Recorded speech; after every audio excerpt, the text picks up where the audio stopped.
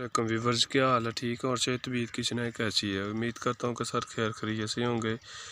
Good morning, शब्बा खैर, have a nice day. क्या हाल चाल है दोस्तों चलते हैं आज की वीडियो की तरफ। वीडियो आज की जो है ना, वो सुबह सुबह मैं निकला हूँ अपने खेतों की तरफ। तो माशाल्लाह से मक्की के बारे में कुछ इन्फॉर्मेशन, उसके बारे में थोड़ी सी आपसे वीडियो शेयर करता जाऊँ कि ये मकई हम लोगों ने लगाई थी 6 इंच के फासले पे अगले दिन। तो ये माशाल्लाह से उसकी जर्मिनेशन बहुत अच्छी हुई है, ये देख लें।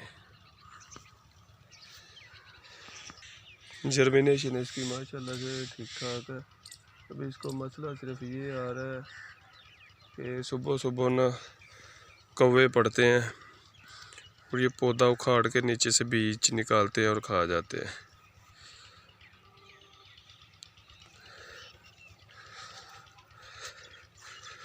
ते कव्यां वास्ते ना सुबह पैली दे विच आके ते चक्कर मारने पैंदा, उन्हां नूं डुआने पैंदा है, क्योंकि काफ़ी ज़्यादा जिहड़ा ना नुकसान करते हैं।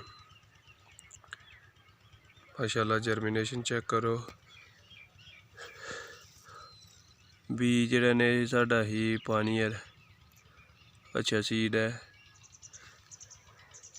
बाकी कल जिहड़ी नेरी तूफान आया ना, उहदे नाल मर्चां दा काफ़ी ज़्यादा नुकसान हो गया।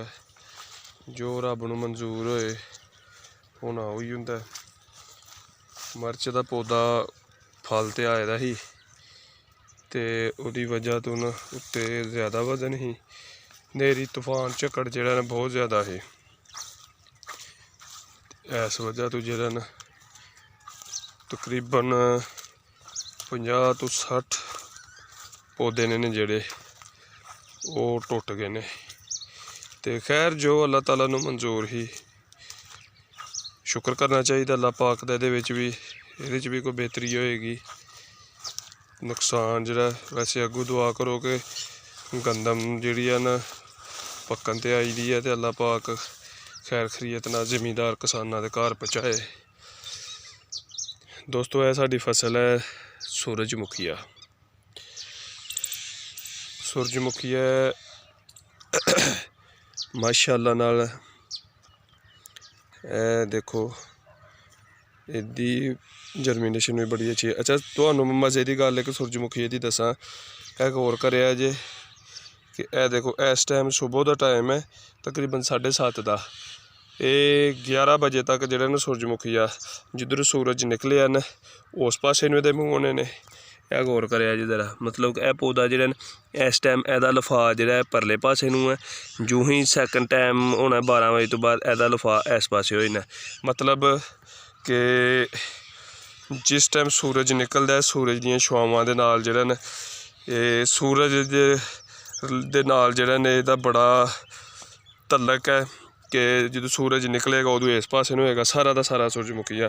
जूं जूं सूरज ढलदा जाएगा तो सूरजमुखिया जिहड़ा ना ये भी सूरज की तरह जिहड़ा ना उस पासे नूं ढलदा जाएगा।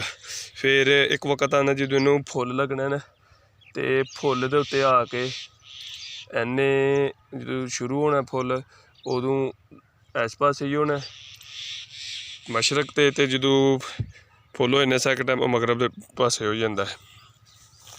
फिर मज़े की गल कि जो ये फुल तैयार हो जाता फिर थल्ले नूं जिहड़ा ना बिल्कुल लटक जाता। तो पिंड का माहौल तो है कि सुबह निकलो गन्ना खाओ एक, तो धरेल दे विच जिहड़ा ना सुबह सुबह शबनम जिन्हों कहंदे हो उहदे विच फिरने का जिहड़ा अपना ही एक स्वाद है, बड़ा ही मज़ा आंदा है, एक सुकून जिहा जिहड़ा हुंदा है। ते दोस्तों जिहड़ा कद्दूकश कीता ही अल्हम्दुलिल्लाह फ्लावरिंग ते आए दा फल दे उत्ते न नज़र आ रहे होणगे फुल। ते माशाल्लाह हफ्ते तक जिहड़ा ना यह भी साडा तैयार हो जाएगा इंशाअल्लाह। इसे दे नाल ही जिहड़ा ना वीडियो दा अख्ताम करने आ। ते फ्रेंड्स लाजमी दस्सेआ जे कि वीडियो किस तरह की बनी है। लाइक कमेंट शेयर लाजमी करेआ जे। ते अल्लाह ताला तुहानू सब नू अपने हिफ्ज़ो ईमान च रखे। अल्लाह हाफिज़।